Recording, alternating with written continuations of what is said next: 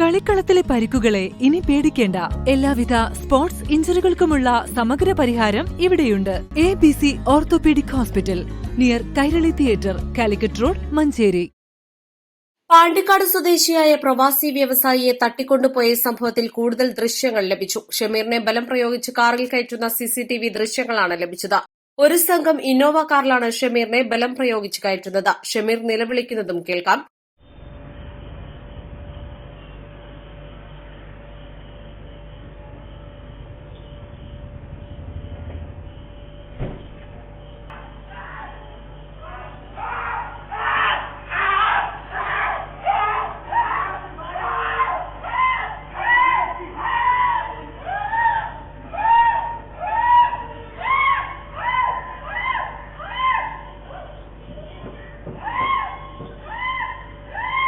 ചൊവ്വാഴ്ച രാത്രി 8 മണിയോടെയാണ് പാണ്ടിക്കാട് ടൌൺ GLP സ്കൂളിന് സമീപത്ത് വെച്ച് ഷമീറിനെ ഇന്നോവ കാറിലെത്തിയ ഒരു സംഘം തട്ടിക്കൊണ്ടുപോയത്.